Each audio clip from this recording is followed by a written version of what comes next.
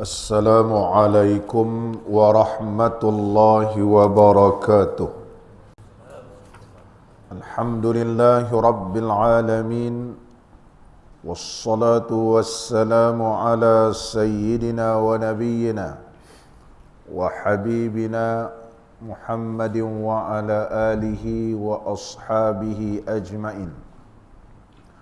رب اشرح لي صدري ويسر لي أمري واحلل عقدة من لساني يفقه قولي.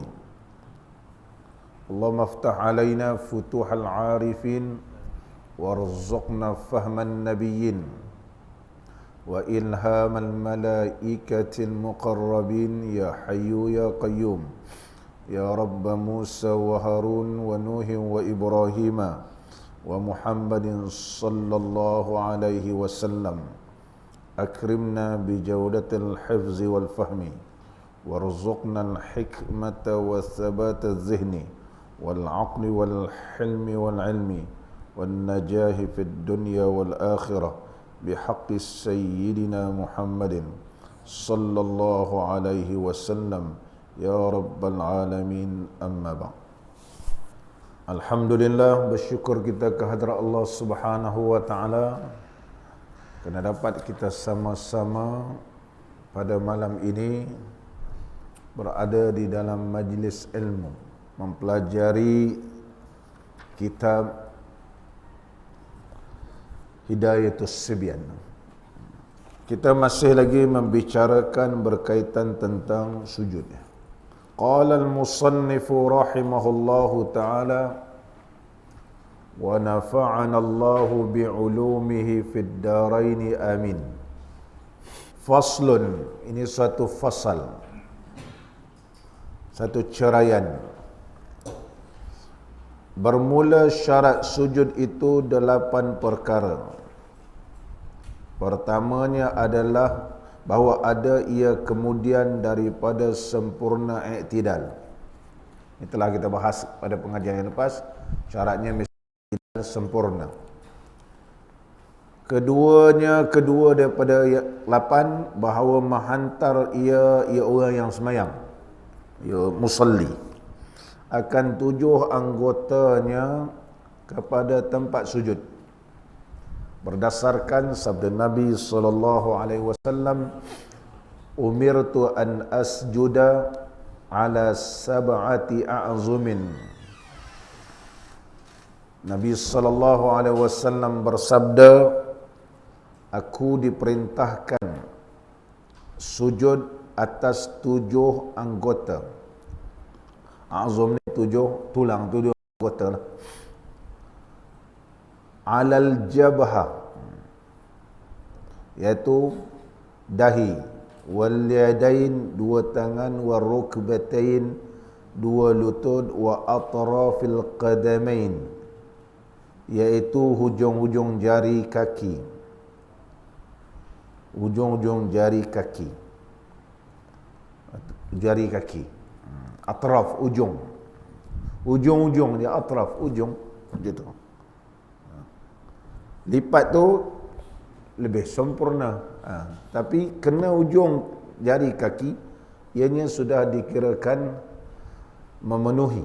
Yang terlebih afdalnya yang disebut oleh para alim ulama, kalau keseluruhannya kena itu terlebih baik. Keseluruhannya kena adalah terlebih baik. Kerana Islam ini ianya tidaklah begitu payah. Seseorang ni mesti tekan habis baru dikirakan sah. Ulama menyebut berdasarkan hadis Nabi sallallahu alaihi wasallam, hendaklah ianya terkena sebahagian sahaja. Manakala kena sebahagian ujung-ujung jari, maka hukumnya adalah sah. Tetapi adalah terlebih baik kalau kena keseluruhannya. Sebab itu ulama menyebut wad'u juz'in min rukbatayhi, meletakkan sebahagian daripada 2 lututnya. Sebahagian. Nak kena semua lutut Mana boleh semua kena. Kalau semayang atas batu keras, kalau semayang atas kapet lembut, bolehlah kena semua. Kalau semayang atas simen, macam mana? Dia bukan benda rata. Lutut kan, mana sebahagian daripada lutut itu kena pun kirakan sah. Wad'u juz'in min batini kaffaihi, dan begitu juga meletakkan sebahagian daripada perut dua tapak tangannya. Kalau dia buat begitu, sebahagian, contoh kalau dia semayang begitu, tak kena semua. Sah tak? Sah. Sebab Nabi SAW menyebut wal yadain, dua tangan. Apabila masuk alif lam secara umumnya begitu. Umumnya dua tangan, ini pun orang kata dua tangan ni makna dua tapak tangan. Ulama mazhab Syafi'i menyebut wad'u juz'in min batini kaffaihi. Kalau dia meletakkan sebahagian daripada perut dua tapak tangannya, sah. Sempurna keseluruhan. Sempurna keseluruhan. Yang penting nama saja tangan, kira sah. Disebut di dalam kaedah fiqh yu'tabar ataupun yuhkamu bil awaili. Al-ibratu bil awaili la bi akhiriha. Al-ibratu bi awaili, diambil kira daripada awal sebutan Nabi sallallahu alaihi wasallam. Apa Nabi sebut? Dua tangan. Apa-apa nama dua tangan? Dua tapak tangan. Nama saja tapak tangan. Ini pun tapak tangan. Sikit pun sebut tapak tangan. Ini tapak tangan tak? Tapak tangan. Separuh pun tapak tangan.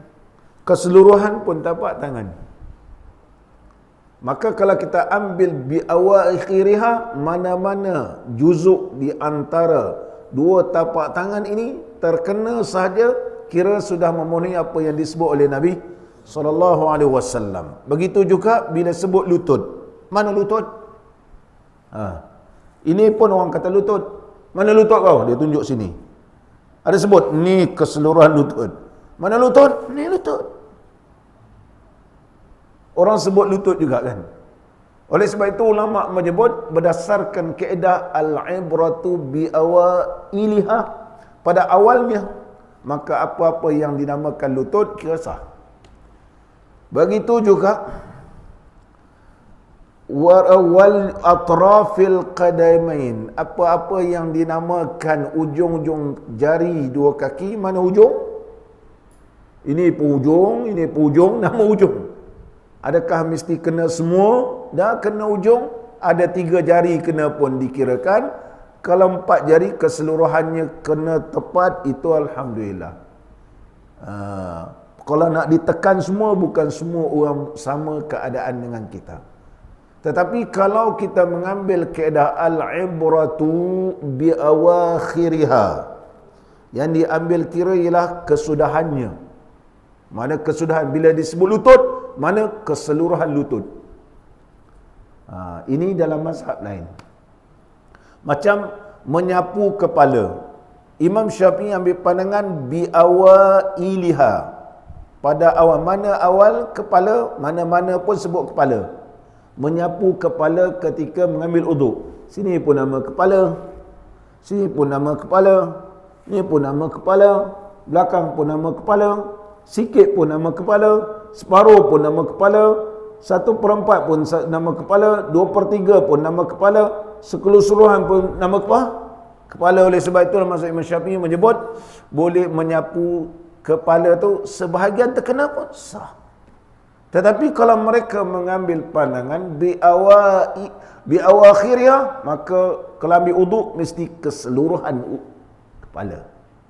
Anda faham kenapa berlakunya berbeza-beza pandangan di kalangan para alim ulama? Tetapi di dalam kaedah mazhab kita al-Imam Syafi'i, maka diambil kaedah bi awailiha.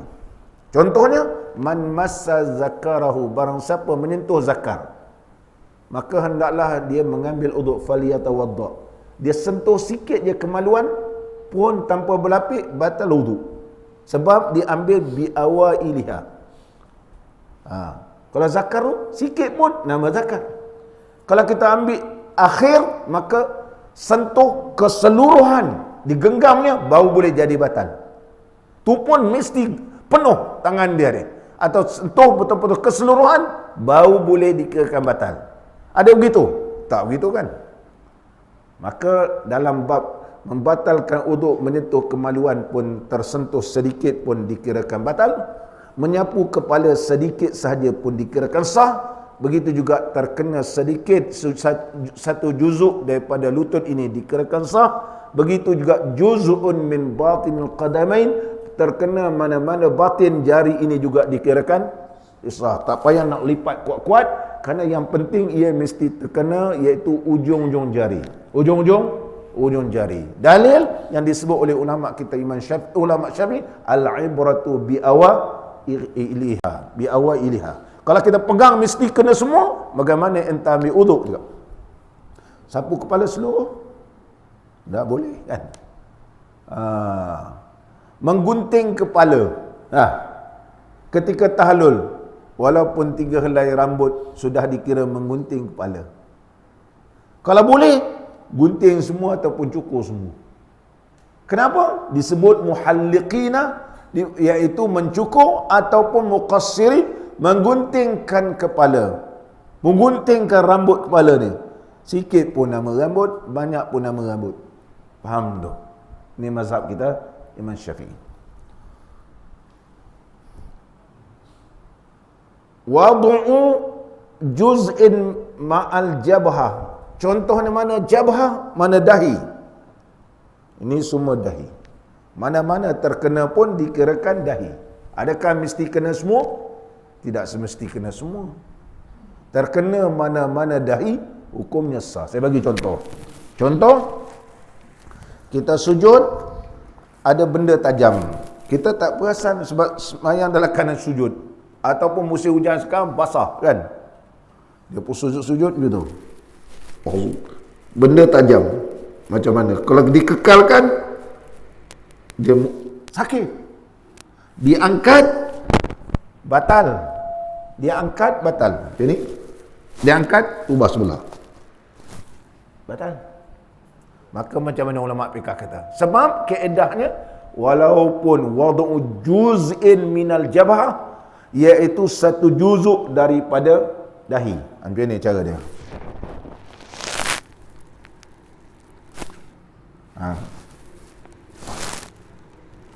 Ini masih dahi. Maka dia ngiring gitu. Sengit kan. Sebab ini masih dahi, ini pun dahi, ini pun dahi. Kalau dikekal, terasa sakit dia. Jangan diangkat. Bila diangkat, berlakulah 2 rukun. Sedangkan sujud ni adalah 2 kali sujud je. Begitu, jadi situ 2, akan datang pula, dia nak sujud pula, dia jadi 3 sujud. Sujud. Justru ulama menyebut sebahagiannya. Sebahagian. Ada orang jenis sujud pula terangkat gitu. Hidung-hidung dia terangkat. Ada pula ini pula lagi. Betul. Maka adakah keseluruhan? Tidak keseluruhan kan? Dia tidak keseluruhan. Ini maksudnya juz minal jabhah. Sebahagian daripada dahi.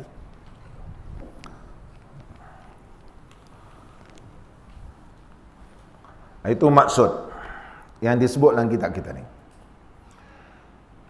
Bila disebut 2 tapak tangannya dan dahinya, bukan masuk keseluruhan dahi.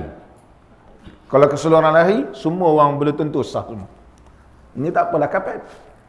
Kalau semayang atas simit, atas batu dan seumpamanya, dah tak semestinya boleh kena semua. Dahi ini adalah, ini semua ni dinamakan dahi. Justru itu disebut oleh ulama, apa-apa nama dahi ianya dikirakan sudah kena ke bumi, hukumnya adalah sah. Itu maksud dia. Iaitu 2 perut anak jari, 2 kakinya. Nampak ni? Perut dia. Mana perut? Inilah perut anak jari. Inilah perut anak jari. Nama pun perut anak jari. Dan dua lututnya dan dua tapak tangannya dan dahinya. Dia kena ke bumi. Walaupun kita pakai sarung kaki, tapi mestilah jari-jari ini ditegakkan dalam keadaan perut-perut jari ini mesti kena ke bumi. Mesti kena ke bumi. Kalau sujud dalam keadaan macam itu, tak sah. Waktu sujud, kaki dah, ataupun dia lipat gitu. Terutama orang nak semayang, nak tasyahud akhir, kaki dia dah lipat gitu dah. Waktu sujud, kaki dia lipat gitu. Kaki dah lipat dulu. Ini semua tak sah. Semua tak sah, mesti ditegakkan. Pakai sarung kaki, ya boleh. Pakai sarung kaki. Tangan pun, kalau dia pakai sarung tangan pun, tidak membatal kesemayang. Tidak membatal kesemayang.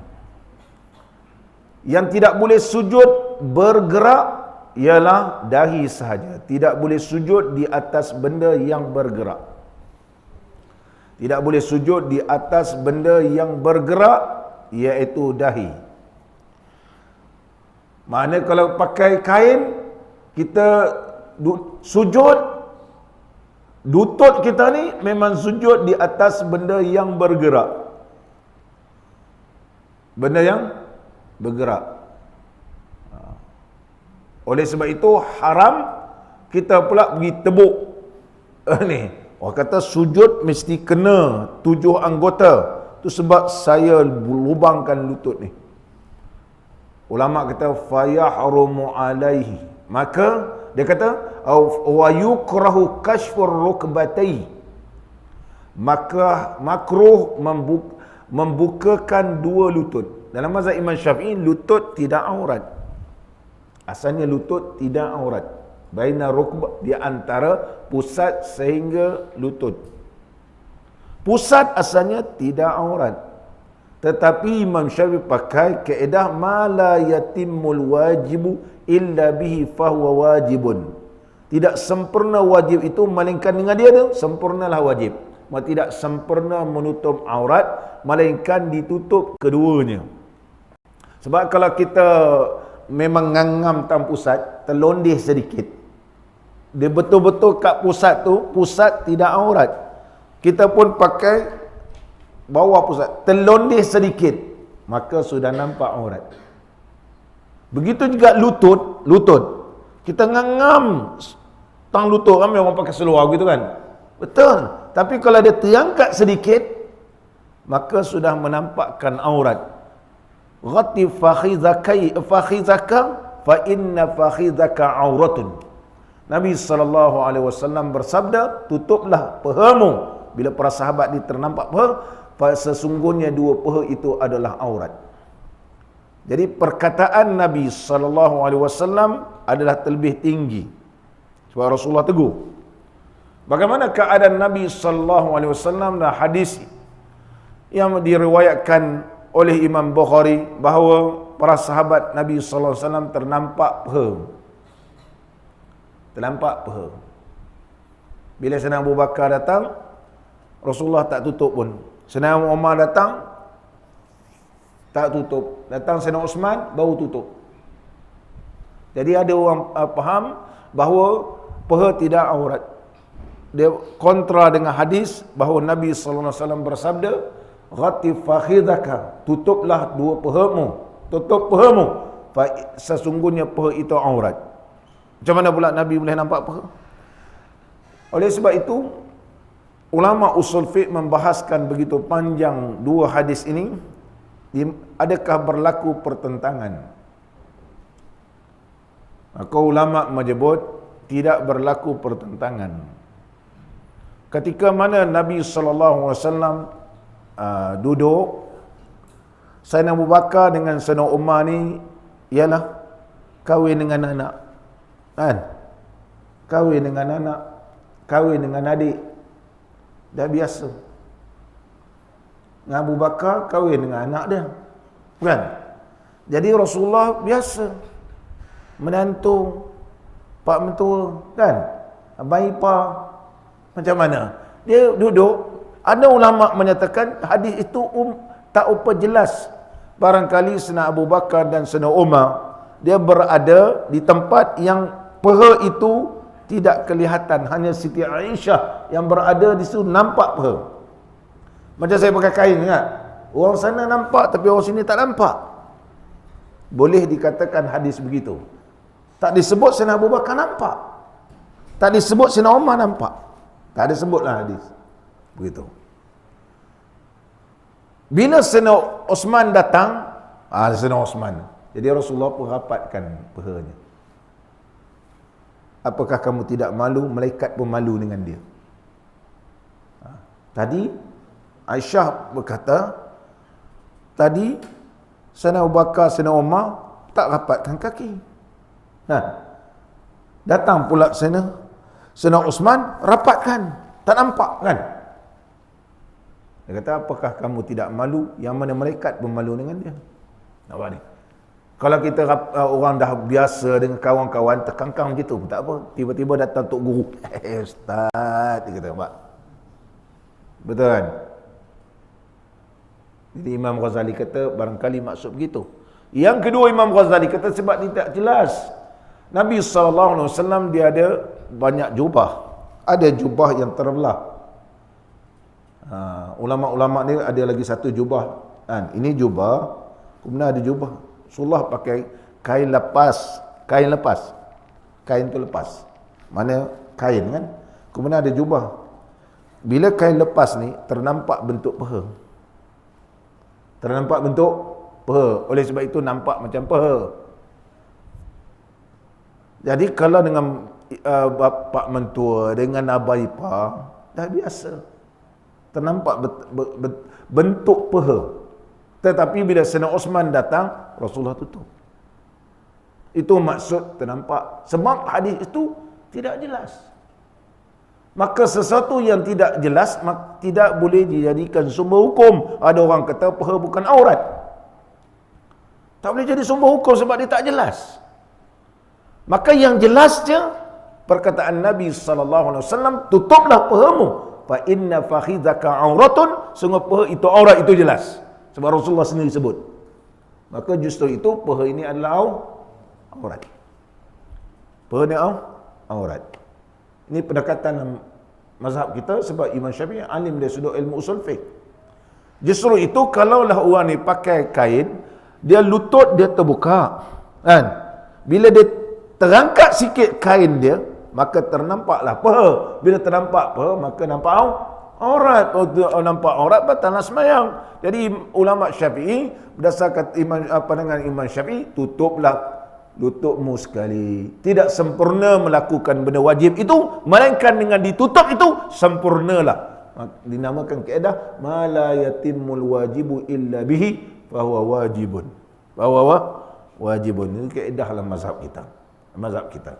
Tak payahlah pakai seluar singkat-singkat. Nanti kalau ternaik ke atas sikit, naik motor, tarik pula. Nampak apa? Dosa dah. Ya, ikut panggil orang Arab. Orang Arab dah ramai kan.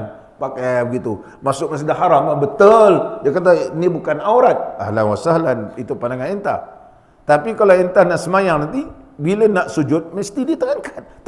Terangkat sedikit, nampak berbatas semayang. Apa faedah? Apa faedah pakai begitu? Nampak aurat, maka hukum berdosa. Berdosa. Cantik dalam mazhab kita. Mazhab kita. Tak payah nak pandai-pandai lagi nak buat pandangan ulama PK terbaru. Tak. Dah cantik dah dalam mazhab kita, disusun oleh para alim ulama. Jangan nak tunjuk pandai-pandai lah. Jangan tunjuk pandai-pandai. Muslimin dan muslimat yang dirahmati oleh Allah, bila baca hadis tak pandai usul fiqh, tu jadi masalah. Itu jadi masalah. Banyak dalam YouTube. Baca hadis, ini hadis. Betul. Cara kamu istimbat hukum macam mana? Cara kamu mengambil hukum. Macam mana nak ambil sumber hukum? Pandai tak dalam kaedah usul fiqh? Ini am ke khas? Para sahabat Nabi SAW memang sudah faham. Bila dah turun kepada kita ni, Sayyidina Umar banyak memberi pandangan yang berdasar kaedah usul fiqh. Tetapi ketika itu tak perlu dikarang kaedah usul fiqh. Datang Imam Syafi'i mengarang usul fiqh yang pertama dalam dunia ni dah Al-Imam Syafi'i, nama kitab dia Ar-Risalah. Mengaji ilmu hadis, PhD hadis, tapi tak tahu usul fiqh, tak boleh pakai pandangan dia. Tak boleh pakai. Orang kata dia PhD lah ilmu hadis. Yalah PhD ilmu hadis. Dia tahulah hadis ni dhaif, sahih, tapi dia sudut memberikan pandangan hukum belum tentu. Sebab barangkali macam mana dia nak menyamakan dua hadis ni, satu kata hadis ni, satu dia memerlukan kaedah usul fiqh. Memerlukan usul fiqh, orang yang mantap dalam ilmu usul fiqh. Sama balik kita. Qala al-musannifu rahimahullahu ta'ala wa nafa'ana Allahu bi'ulumihi fid daraini. Dan sunat tertib pada menghantar sekaliannya itu atas aturan yang tersebut itu. Sunat. Dalam mazhab kita Imam Syafi'i, berdasarkan hadis Nabi SAW, bila nak turun ni, turun mana dulu? Nak turun ikut tertib. Jadi dalam mazhab kita Imam Syafi'i, berdasarkan hadis, turun lutut dulu. Turun lutut dulu. Itu dalam mazhab kita. Turun lutut dulu. Kemudian barulah dua tangan. Barulah kedua belah tangan. Itu dalam mazhab kita. Dalam mazhab kita. Adapun di kalangan mazhab yang lain, turun dua tangan dulu. Dua tangan dulu. Kemudian barulah dua lutut. Dua lutut. Ini mazhab Maliki. Dalam mazhab Maliki begitu. Mana kalau dia turun dua lutut dulu, ini adalah dalam mazhab kita Al-Imam Syafi'i rahimahullahu ta'ala, sunat ketika nak sujud turun lutut dulu. Turun lutut dulu. Sebab apa? Sebab Nabi SAW peringatkan kita, jangan kamu sujud seperti sujudnya binatang. Jangan kamu sujud seperti sujudnya binatang. Macam mana sujud binatang? Maknanya binatang turun tangan dulu. Turun tangan dulu. Kemudian bau dua lututnya. Maka dia punya bentuk macam bentuk binatang. Kita dalam semayang tak boleh macam binatang. Macam binatang. Sujud contohnya tangan rapat gitu. Lepas tu punggung dengan kepala ni rata. Sama. Jadi bila sujud, jangan kamu sujud seperti sujud binatang, maka turunlah dua lututmu. Turun dua lutut. Ada pun orang yang tak boleh turun dua lutut. Ada satu riwayat bahawa adalah Nabi SAW bersabda, jangan kamu sujud seperti binatang, maka sujudlah dengan turun tanganmu. Turun dua tangan. Ulama kata hadis ni hadis maqlub. Nampak dia? Ada dalam kitab yang terkenal, iaitu kitab yang dikarang oleh Syekh Ibn Hajar. Nama dia ialah Bulughul Maram. Bulughul Maram. Dia datang hadis tu. Tapi hadis ni ulama kata hadis maqlub, hadis tersilap. Walaupun diriwayat oleh Abu Hurairah radhiyallahu anhu. Mana tersilap perawi meriwayatkan. Sebab Rasulullah bersabda, maka sujud seperti sujudnya binatang. Tiba-tiba sujudlah diletakkan dua tanganmu.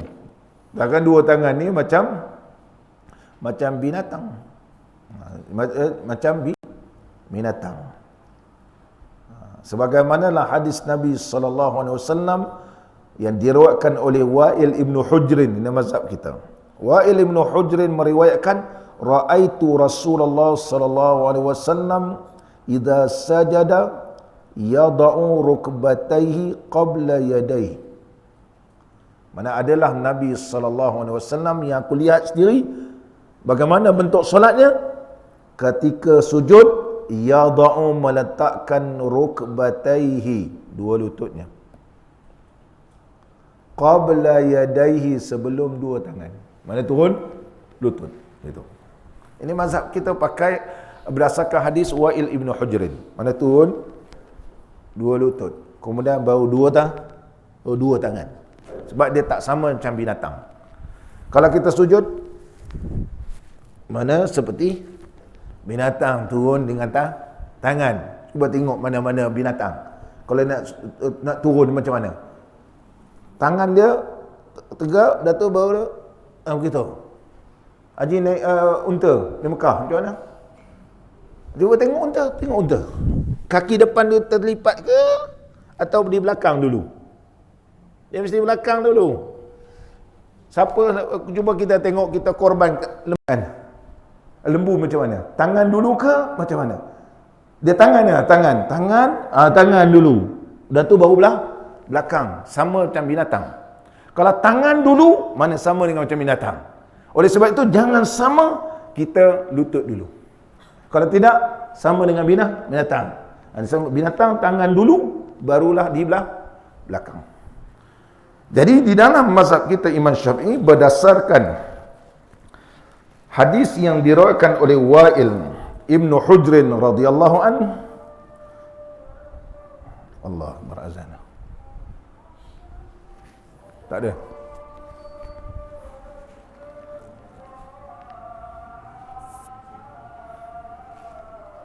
Kalau tidak entah.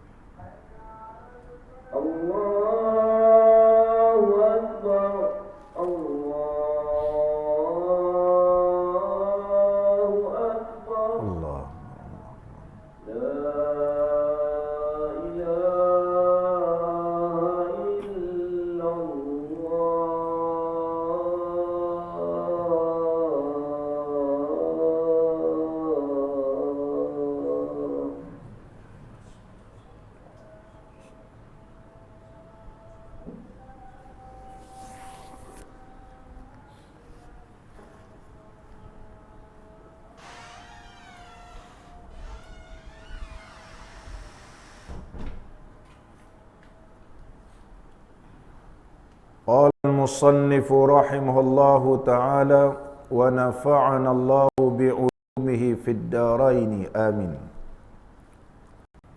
Nabi sallallahu alaihi wasallam telah bersabda yang diriwayatkan daripada Wa'il ibn Hujrin radhiyallahu an, katanya, aku telah melihat Rasulullah sallallahu alaihi wasallam idza sajada yada'u rukbatayhi qabla yadayhi. Apabila baginda Rasulullah sallallahu alaihi wasallam sujud, baginda telah meltada bila bangun daripada sujud. Baginda Rasulullah sallallahu alaihi wasallam bila bangun daripada sujud, wa rafa'a yadayhi, mengangkat dua tangan. Mana sujud lutut dulu, bangun daripada sujud dua tangan, qabla rukbatayhi, sebelum dua lututnya, sebelum dua lutut. Ni hadis yang diriwayatkan oleh Al-Imam At-Tirmizi jilid yang pertama dalam bab semayang, hadis yang dalam bab hadis yang ke-199. Ini pegangan kita. Adapun dalam mazhab Maliki, dia turun dulu tangan. Dua-dua bolehlah. Kalau kita uzur, barangkali hadis yang kedua itu uzur, pakai hadis yang kedua. Tetapi kalau kita tidak ada keuzuran, lebih aula pakai yang pertama ini. Tetapi terbalik pula pengarang kitab Sifatus Salatin Nabi, sifat salat Nabi sallallahu alaihi wasallam, peri salat Nabi sallallahu alaihi wasallam, karangan Syekh Nasruddin Albani. Dua tangan dulu. Dia kata binatang ni tangannya di belakang, kakinya ialah di depan. Dia kata binatang tak sama macam orang. Dia kata tangan binatang di belakang, kaki binatang depan. Baca kitab sifat solat Nabi. Oleh sebab itu, betul lah tangan dulu turun sebab tangan binatang di belakang. Jadi kita turunkan dulu dua tangan kita, barulah lutut, barulah lutut. Itu pandangan beliau lah. Dia nak betul juga pandangan dia, dia kona begitu. Orang dah tegur banyak dah. Contoh dalam kitab sifat salat Nabi sallallahu alaihi wasallam, bangun daripada sujud, Syekh Nasruddin Albani dia pegang hadis yang adalah Nabi sallallahu alaihi wasallam bila bangun daripada sujud, dia kata kal ajin, seperti menggenggam dua. Ajin ni makna orang nak buat roti, buat roti ni macam mana dia ramai macam tu kan. Tu kal ajin, seperti orang yang nak buat roti. Buat roti, orang buat roti macam mana? Jadi bila dia bangun daripada sujud, dia bangun macam ni. Macam ni dia bangun ni kan. Dia kal ajin. Kal ajin. Kal ajin. Tu yang dia bangun daripada sujud, tangan begitu. Tangan begitu. Dalam mazhab kita Imam Syafi'i pun ada juga berpandangan begini. Di antara Imam Ghazali. Imam Ghazali juga berpandangan bila bangun daripada sujud, tangan begitu. Disebut dalam kitab Al-Wajiz.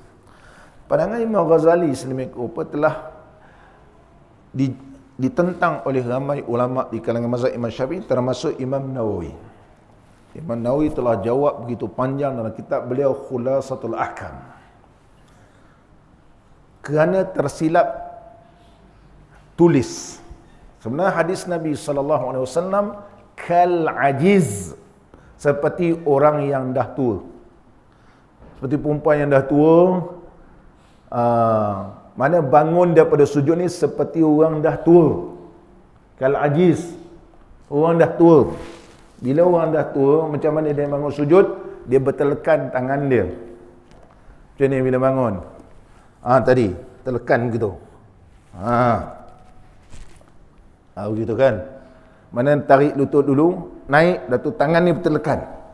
Kal ajiz zai. Tetapi tertarik panjang, titik ada, nampak macam nun, terbaca ajin. Imam Nawawi sebut dalam kitab beliau Khulasatul Ahkam jilid yang pertama. Sebenarnya tersilap berdasarkan banyak riwayat yang lain. Sebab Rasulullah sallallahu alaihi wasallam melarang semayang seperti binatang. Bila kita genggam jari begitu, sama macam tangan atau kaki binatang.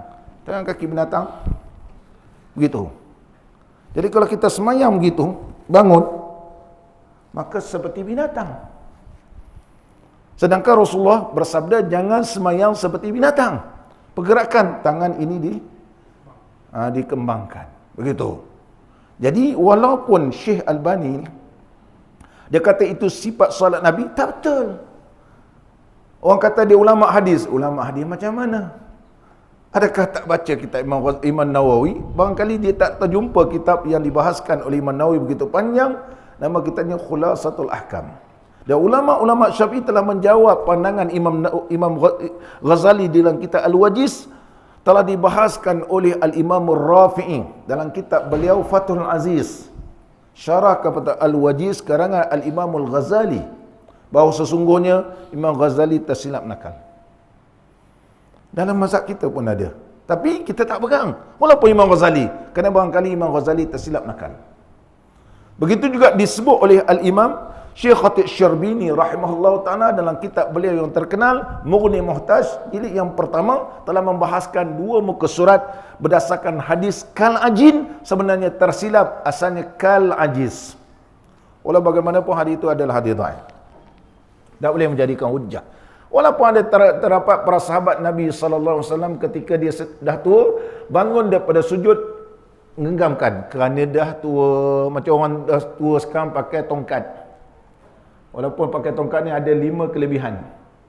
Tapi Syekh Qardawi kata, kalau aku waktu muda aku tidak akan memakai tongkat kerana aku dah tua. Tua je. Nampak sangat kalau Ustaz Syukri berjalan pakai tongkat, dah tua sangat Ustaz. Dah ada putih sana, putih sini pula, umur baru 40, dah putih nampak. Berapa umur Ustaz? 40. Macam orang tua Ustaz Syukri tu. Macam orang tua kan. Tongkat ni ada sebab, bukan ada sebab begitu. Oleh sebab itu jangan digenggam lah. Sebab itu tak betul. Tak betul. Dia kal ajiz, mana ditekankan.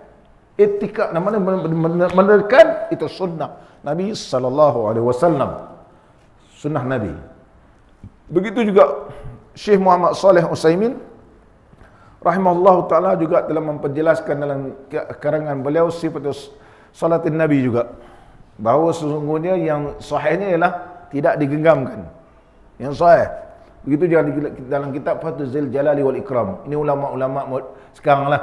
Tapi ulama kita mazhab Imam Syafi'i terlebih awal membahaskan. Di antaranya Al-Imam Nawawi rahimahullah taala. Tapi anak-anak muda kita ni mengaji kitab sifat Nabi sallallahu alaihi wasallam, menganggap itulah solat Nabi. Itulah solat Nabi. Sedangkan dia itu tersilap tulis. Cuba kita tarik zai, kita tarik macam tu, dia jadi nun. Berubah tu. Ajiz, orang lemah, ajin, seperti menguli tepung. Dia jauh beza tu. Maka dia terfaham seperti menguli tepung. Maka jadi tangan begitu. Kecuali memang kita dalam keadaan lemah. Tu kena faham. Kita perlu terbuka. Kalau tak betul, tak betul. Tak betul, kita kata betul. Kita tidak taksub mana-mana pandangan. Kita boleh bandingkan beberapa riwayat-riwayat yang lain. Muslimin dan muslimat yang dirahmati oleh Allah Ta'ala. Dan Nabi SAW ketika mana sembahyang, yang diriwayatkan daripada Al-Bara' Ibnu Azib radhiyallahu anhu. Hadis ini riwayat oleh Imam Baihaqi. Meriwayatkan bahawa kana Rasulullah sallallahu alaihi wasallam idza sajada fa wada'a yadayhi bil ardi istaqbala bi kaffaihi wa asabihi al qiblata. Adalah Nabi sallallahu alaihi wasallam apabila sujud fa wada'a yadayhi, Nabi sallallahu alaihi wasallam telah meletakkan dua tangannya bil ardi bil ilsaq, mana melekat kat bumi. Bil ardi bi ilsaqil ardi ay bikaunihi multasiqataini bil ardi. Maka dalam keadaan bikauniha atau bikaunihima, dalam keadaan dua tangan ini multasiqataini, dua-dua melekat bil ardi, dengan bumi, mana ke bumi. Macam mana keadaannya? Dua asabihi, dan dua jari-jarinya menghadap al-qiblata. Mana bila sujud, jari ni macam tu, jangan dikembangkan. Kembang dia tak menghadap kiblat. Semuanya menghadap kiblat. Wa yaj'alu kaffaihi, dan meletakkan dua tangannya, dua tapak tangan ni hazwa mankibaihi. Hazwa mankibain, iaitu bersetentang dengan dua bahunya. Dua bahu ini mazhab kita. Mazhab kita macam ni. Kalau sujud, mana bersentang dengan dua bahu. Ni setentang. Ada yang setentang dengan kepala. Kita bersentang dengan dua bahu. Hanafi yang setentang dengan telinga. Tu Hanafi, dia ada riwayat juga. Masing-masing lah. Kita tak salah mana-mana. Kita tekan dalam mazhab kita juga mempunyai dalil.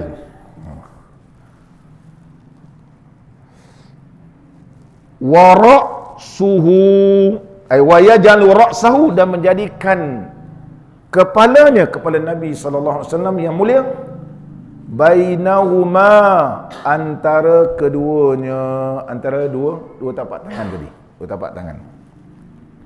dua tapak tangan. Kemudian sajada wa wada'a kaffaihi, kemudian sambung seterusnya, fa idza sajada wastaqbala bi atrafi asabi'i rijlaihi al-qiblata. Nampak ni? Dan bila Nabi sallallahu alaihi wasallam sujud, melekat, bi itu makna melekat, ba ilsaq, melekat ujung-ujung jari dua kaki baginda Rasulullah sallallahu alaihi wasallam ni menghadap al-qiblah. Sebenarnya menghadap kiblat. Mana ujung-ujung jari ni semua menghadap kiblat. Semua menghadap kiblat. Kalau begini bukan menghadap kiblat. Bila tegak semua menghadap kiblat. Mana bila ditegakkan dan kena ke bumi begitu, semua ini menghadap itu maksud menghadap kiblat. Kalau begini jari tidak menghadap kiblat. Itu tidak menghadap kiblat. Ini hadis yang diriwayatkan oleh Imam Bukhari jilid yang pertama. Muslimin dan muslimat yang dirahmati oleh Allah Taala. Ini berdasarkan hadis. Mana pengarang kitab kita ni, dia karang kitab berdasarkan hadis Nabi sallallahu alaihi wasallam. Hanya dia ringkaskan, mudah kita faham gitu. Seterusnya lagi, dan sunat tertib. Tertib tadi itulah cara dia. Dua lutut, kemudian dua tangan, baru dahi.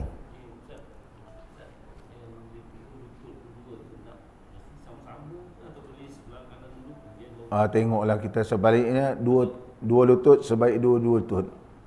Tapi kalau orang boleh ke? Dia mesti itu mesti tangan juga dia. Mesti tangan dia. Oh, ujung boleh ke? Dua lutut dulu. Tak boleh. Macam ni. Oh, macam ni dulu. Tak sakit. Dah tu segini. Sebab dia uzur. Tapi kena turun ni jangan sampai lari dada. Keadaan begitu lebih baik turun dua tangan dulu. Ambil hadis daripada Abi Hurairah, dua tangan dulu. Lebih baik ambil dua tangan. Baru kalau macam ni, takut dada berpaling. Kalau berpaling jauh dah. Berpaling macam ni, dah sana kiblat. Lebih baik ambil dua tangan. Kerana ada dua riwayat. Imam Ibn Hajar tidak menyatakan hadis itu maklub. Oleh sebab itu Syekh Ibn Hajar membawa dua hadis. Satu turun dengan tangan, satu turun dua lutut. Bagi saya, sebab Syekh Ibn Hajar tidak menyatakan dia dhaif. Hanya ulama-ulama lain, di antara Syekh Ahmad Syakir rahimahullah ta'ala, menilaikan hadis itu ialah hadis maqlub, terbalik. Hadis maqlub, dia terbalik. Ala kulli hal, dalam keadaan apa pun dia dua pilihan. Pilihan bagi orang muda, kuat lagi lutut dia, turunlah dua lutut. Kalau orang dah kita macam dah berumur, lutut pun tak apa kuat, turunlah dua tangan. Turun dua tangan begitu. Kalau orang mengaji fiqh mizan, mizan ni mana timbangan. Allah jadikan begitu. Dia seimbang. Seimbang di sudut mana? Ada langit, ada bumi. Ada langit, ada bumi. Seimbang. Ada siang, ada malam. Ada lelaki, ada perempuan. Itu tu mizan. Mana ada kanan, ada kiri. Kalau mizan orang bicara pula, contohnya, ada plaintiff, ada defendant. Itu mizan. Itu mizan. Maknanya mizan sekarang ni seimbang. Turun lutut dulu ataupun turun tangan. Ada kan? Dua-dua ada mizan. Mana Rasulullah SAW dia mengikut keadaan tabiat kita. Apa pun dia akan bagi dua, iaitu secara timbangan yang adil. Dinamakan fiqhul mizan nama dia. Anak Ustaz Fadil Nur telah terjemahkan fiqhul mizan. Ustaz Pawas kita, Ustaz Pawas. Dia terjemahkan kitab Fiqhul Mizan. Tebal kitab tersebut, harga RM70. Fiqhul Mizan, fiqh timbangan. Macam mana Islam mengajarkan kita ni, ada. Tak memperberatkan kita, dia seimbang. Orang ni tak boleh dua lutut, ya dua lutut. Kalau dah tak boleh dua lutut sampai tergerap membatalkan, diberikan timbangan yang adil. Iaitu datang pula hadis yang kedua, iaitu dua tangan. Ini nama dia fiqhul mizan. Allah tunjukkan fiqh timbangan. Qala al-musannifu rahimahullahu taala, kita kalau tahu fiqh mizan semua ni tak bertelaga. Timbangan. Contohnya Imam Syafi'i rahimahullahu taala tak menyebut pun haram ke makruh membaca tahlil. Kita sedekahkan pahala pada si mati. Imam Syafi'i tak sebut pun haram ke makruh, tak pernah sebut. Imam Syafi'i kata tak sampai. Orang tanya Imam Syafi'i, apa hukum pahala Quran ni sampai kepada si mati? Imam Syafi'i kata tak sampai. Imam Syafi'i kata tak sampai. Itu aja Imam Syafi'i sebut. Sebab wa anna illa mas'at, sungguh tidaklah bagi manusia itu melainkan apa yang dia usaha. Dia usaha dia dah dapat. Takkan orang lain usaha dia pula dapat. Dia tu untunglah kan. Nanti tinggalkan duit berjuta-juta bagi budak tahfiz seumur hidup. Tolong bagi sedekahkan Fatihah ataupun Quran tiap-tiap malam budak-budak ni. Tiap-tiap bulan bagi 1,000. Dia dalam kubur relax. Jiran-jiran dia kata, relax kau. Dia kata orang lain sedekah pahala kat aku. Mizannya, timbangannya adil ke begitu? Orang yang beramal, susah-susah. Ada orang ni tak beramal, tak payah susah-susah, boleh buat maksiat dalam dunia ni, besok ada orang hantar Fatihah pahala. Imam Syafi'i kata tak sampai. Itu je Imam Syafi'i sebut. Imam Syafi'i kata tak sampai. Kau buat-buatlah. Kau tak ada buat, tak ada. Tapi Imam Syafi'i tak pernah kata haram ke halal. Tak ada. Tiba-tiba orang zaman sekarang ni kata Imam Syafi'i mengharamkan baca tahlil. Pembohong besar. Imam Syafi'i pakai mizan, timbangan. Orang buat, dapatlah pahala. Kan? Orang tu lah dapat. Kalau orang lain, itu pandang Imam Syafi'i. Tapi Imam Ahmad Ibn Hanbal rahimahullah kata, boleh sampai. Boleh sampai. Maknanya pandangan Imam Ahmad Ibn Hanbal disokong oleh Syekh Ibn Qayyim dan juga Syekh Ibn Taimiyah. Masing-masing dengan syarat selepas baca hendaklah kita berdoa Allahumma ausil, ya Allah sampaikanlah pahala yang telah aku baca. Ada orang kata, Imam Syafi'i kata tak sampai kalau baca Quran tanpa ada niat nak disedekahkan pahala. Itu ulama-ulama Syafi'i, di antaranya Al-Imam yang terkenal, iaitu Syekh Zakaria Ansari rahimahullah ta'ala. Ala kulli hal, benda ni khilaf. Ada ulama kata boleh, ada kata tak boleh. Jadi kalau orang buat tahlil bersama, kalau entah kata jangan sebut, Imam Syafi'i mengharamkan. Ni keluar satu buku, Imam Syafi'i mengharamkan tahlilan, yasinan apa semua. Ini kau pembohong besar. Pembohong besar. Imam Syafi'i tak pernah mengharamkan. Imam Syafi'i hanya sebut tak sampai. Udahlah, tak sampai.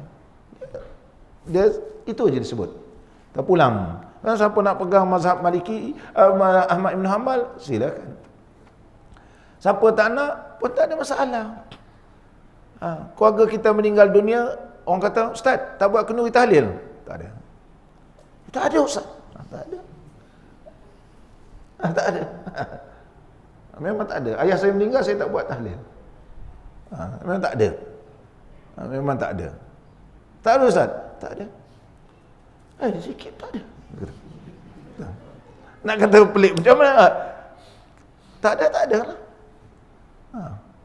Anak-anak yang ditinggalkan, lebih baik kamu semayang, kau bersedekah, itu terlebih aula. Apa guna ayah tinggalkan anak-anak? Apa guna dia tinggalkan anak-anak? Anak-anak lah. Anak-anak dah tentu sampai. Semayanglah berapa puluh rakaat. Dulu waktu sakit tak nak tengok. Dah meninggal baru nak menangis-nangis. Itu lah. Sekarang tak payah menangis. Semayang banyak-banyak. Jangan harap orang menghantarkan pahala. Anak yang baca Quran, khatam, dah tentu sampai. Begitu. Dia kata abang meninggal dunia. Dulu sakit kau tak nak tengok abang kau sendiri. Begitu. Kalau sakit dulu, kau tak, kakak sendiri tak mau tengok. Adik sendiri tak mau tengok. Abang dah meninggal. Adik-beradik, ya Allah, bacalah Quran, semayang, bersedekah semua, insya-Allah sampai. Tapi orang lain belum tentu. Orang lain datang, ada tahlil malam ni. Sedap, dia kata, asam pedas, dia kata. Mana lebih aula? Mana lebih aula? Saya betul. Ayah saya meninggal, saya tak buat. Saya tak buat. Bukan Wahabi. Supaya adik-beradik sendiri yang beramal begitu. Tak pula. Siapa nak buat, ahlan wa sahlan. Begitu. Muslimin dan muslimat yang dirahmati oleh Allah. Kita wasiatkan anak-anak kita, besok aku nak meninggal dunia, korang semua begitu. Buat. Jangan harap orang lain. Apa faedah kalau buat tahlil, orang bersembang-sembang di belakang? Apa faedah? Perempuan-perempuan bersembang, isi gulai lah apa nas. Apa faedah? Kita la ilaha illallah, adik-beradik semua, keluarga-keluarga sembang-sembang. Si arwah ni macam ni, apa faedah? Tak faedah. Tak ada faedah. Kita pergi rumah tahlil semua. Anak-anak mana? Mana? Pergi sembang dengan kawan-kawan di luar. Lebih baik anak itu sendiri yang membaca.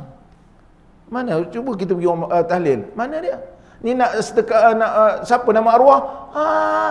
Barulah datang bagi nama. Ini disebut oleh para alim ulama, muslimin dan muslimat yang dirahmati oleh Allah. Dan ketiga dia kata, terbuka dahinya. Syarat mesti terbuka. Dahi mesti terbuka.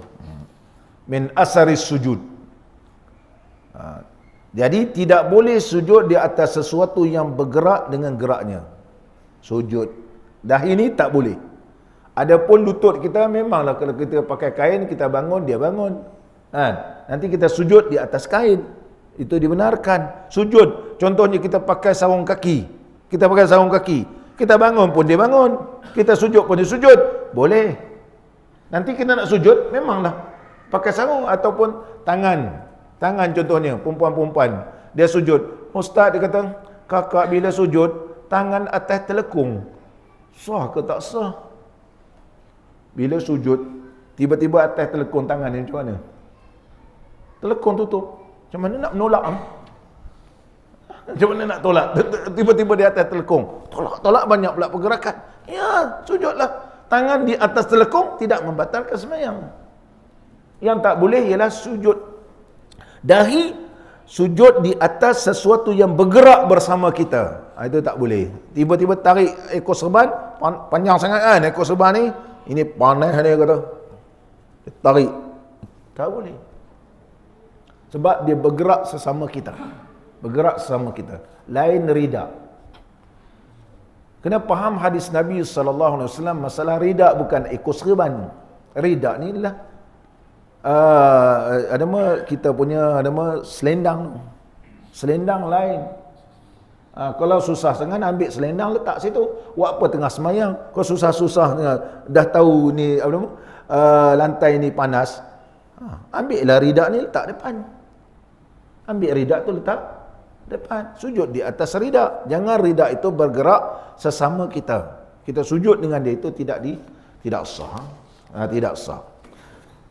Dan ulama menyebut lagi, sekiranya seseorang yang semayang itu sujud dan di atas dahinya ada penghalang, maka tidak sah sujud di atasnya. Jadi kalau melekat sesuatu di sini, kita sujud, nanti dia naik juga bersama kita. Kain ke kertas apa semua, ni hukumnya tak sah sebab dia bergerak sesama kita. Adapun sekiranya dia sujud dengan sesuatu yang bersambung, seperti bajunya yang labuh. Ada orang baju labuh kan? Ataupun ujung dia punya nama ni orang Arab panggil kum ni. Ataupun ujung serban, sekiranya ia bergerak, bila dia bergerak, bila dia duduk pun bergerak, hukumnya tidak sah. Hukum tidak sah. Sekiranya ia begitu panjang, sekira-kira tidak bergerak, ekor serbannya berjela-jela, boleh bergulung-gulung pula di atas lantai. Nanti dia sujud atas tu, bila dia bangun pun tidak bergerak, hukumnya adalah sah sujudnya. Begitu juga rida yang panjang, maka dia sini pun ada, di bawah pun ada, maka dia sujud di atas rida yang bila dia bangun tidak bergerak bersama. Kalau dia sujud pun tidak bergerak, statik situ, itu hukumnya adalah sah semayangnya. Sah semayang, iaitu sujud di atasnya. Sekiranya ia sujud di atas wa in sajada ala isabati jurhin, ataupun seumpamanya jurhah, isabah ini pembalut luka. Contohnya dahi kita luka. Jadi luka sini ada pembalut luka sini, lelet gitu kan. Ataupun seumpamanya. Sekira mana dia kata wasyaqqat alaihi izalatuha, memang tak boleh hilang, tak boleh tanggal. Kalau tanggal memancut-mancut darah dan dia akan jadi mudarat. Dan di bawahnya tidak ada najis. Mana waktu kita dah balutkan, tidak ada najis. Tidak ada najis. Yang tak ada najis yang tidak ada dimaafkan, maka ketika itu sahlah semayang, sebab tak ada benda lain. Al-masyaqqatu tajlibut taisir. Dalam hukum fiqh kita ni, kesusahan menarikkan kesenangan. Allah bagikan. Itu macam mana Ustaz? Kena qada? Tak apa. Dan tidak membatalkan semayang sekiranya seorang itu sujud atas bulu-bulu yang tumbuh di atas dahinya. Itu dia. Wala yadurru sujuduhu ala sya'rin nabata ala jabhatihi li'annahu mislu basharatiha. Kalau contohnya dia ni mat bulu, penuh bulu ni. Kau ni lain daripada lain. Bulu, ada orang gitu kan, bulu, banyak bulu. Jadi macam mana dia kata? Dia sujud di atas bulu yang ada ni dikirakan sah, kerana ulama menyatakan bulu yang ada tu adalah sama seperti kulit, kerana itu asal. Asal. Tetapi kalau kita pakai serban, jangan tutup dahi. Jangan tutup dahi sujudnya. Ataupun ikat lilit serban macam serban orang Oman kan. Oman, orang Yaman kan. Ni kopiah tak ada. Ambil tarik serban tu, gulung-gulung, dia cara dia ada tarik di sini ke depan, dah tu tarik balik ke belakang. dah tu pusing masuk sini. Dia beza-beza. Orang Yaman dia tarik dia lain, Oman dia lain, tulis di belakang dia gitu. Jadi kita tarik begitu. Ada tarik sini, dah tu kita gulung, pusing, tarik balik, dah tu pusing, tarik balik. Saya orang Arab aja, tapi saya tak nak pakai. Itu budaya dia kan. Itu adalah identiti orang Oman. Ini orang Iraq, ini orang Kuwait, ini orang Yaman. Orang Yaman. Apa kita nak ikut bangsa dia kan? Itu cara serban dia. Kita pun tahu, orang Arab tahu, oh ini orang Kuwait, ini orang Yaman. Cara dia tu. Tiba-tiba Jeffrey orang Malaysia jadi orang Kuwait pula kan. Kita boleh pakai kopiah, pakailah kopiah. Dia pun seronok tengok, beli kat mana kopiah ni? Mana ada kopiah macam ni kat Arab? Semua daripada kita tu yang ada jual.